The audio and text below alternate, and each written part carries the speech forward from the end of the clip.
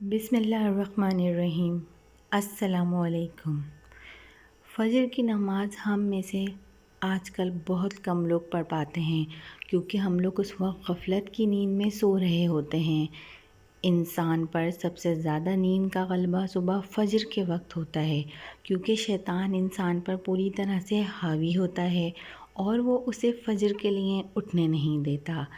جو لوگ فجر کی نماز نہیں پڑھتے شرعی لحاظ سے بھی ان کے لیے نقصان ہے اور جسمانی لحاظ سے بھی ان کے لیے بہت ہی زیادہ نقصان ہے، کیونکہ فجر کی نماز کے بعد ایک ایسی ہوا چلتی ہے جو انسانی جسم کے لیے بہت زیادہ مفید ہوتی ہے۔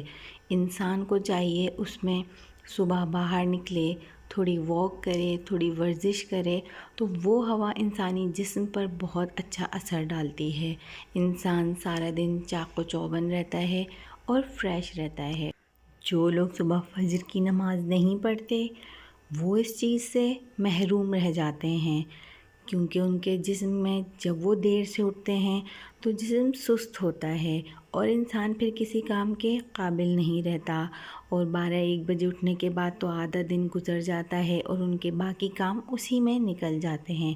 اور فجر کی نماز جو لوگ نہیں پڑھتے ان کے لیے دوسرا بڑا نقصان یہ ہے، یا جو لوگ فجر پڑھ کر سو جاتے ہیں ان کے لیے یہ سب سے بڑا نقصان ہے کہ ان کا دماغ کمزور ہو جاتا ہے۔ فجر کی نماز پڑھنے کے بعد جو لوگ سو جاتے ہیں ان کی یادداشت کمزور ہونے لگتی ہے اور وہ مختلف چیزیں بھولنے لگتے ہیں۔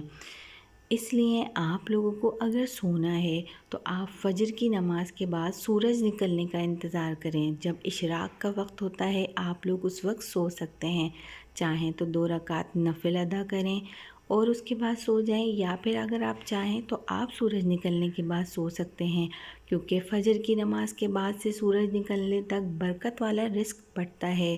اللہ نے کسی کو بھوکا نہیں سلانا، کیونکہ رزق کا ذمہ تو اللہ کے ہاتھ ہے، تو وہ کسی کو بھوکا نہیں رکھتا۔ لیکن جو لوگ فجر کی نماز کے بعد جاگے رہتے ہیں ان کے گھر کے رزق میں برکت ہوتی ہے، بے شک ان کے پاس تھوڑا ہی ہو لیکن ان کے گھر میں سکون ہوتا ہے، خوشیاں ہوتی ہیں، رحمتیں برکتیں نازل ہوتی ہیں۔ لیکن جو لوگ اس وقت سوتے رہتے ہیں وہ اس برکت والے رزق سے محروم رہ جاتے ہیں۔ اگر ہم ایک چھوٹی سی مثال ہی لے لیں تو ہم دیکھیں چھوٹے چھوٹے چرند پرند ہوں یا جانور ہوں، وہ الگ صبح اٹھ کر ہی چلانا شروع کرتے ہیں۔ مرغہ صبح صبح اذان دیتا ہے، چڑیاں اپنا رزق کی تلاش میں نکل جاتی ہیں۔ کیونکہ تمام جانور بھی یہ بات جانتے ہیں کہ یہ برکت والا رزق ہمیں ابھی ملے گا، تو ہم انسان ہو کر، اشرف المخلوقات ہو کر اپنے آپ کو کیوں اس سے محروم رکھتے ہیں؟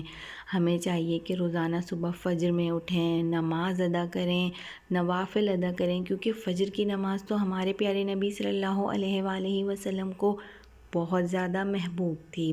فجر کی 2 رکعتوں کے لیے وہ پہلے سے ہی تیاری کر لیا کرتے تھے، اور ہم تو ان کی امت میں سے ہیں جس کے لیے انہوں نے آج سے صدیوں پہلے رو رو کر دعائیں مانگی تھیں کہ ہمیں بخش دیا جائے۔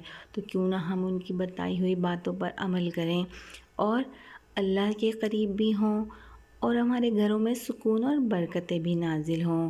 اگر آپ لوگوں نے یہ ویڈیو پوری سنی ہو، آپ کو یہ ویڈیو اچھی لگی ہو تو آپ اسے دوسروں کے ساتھ شیئر کیجئے اور چینل کو سبسکرائب کرنا نہیں بھولیے گا۔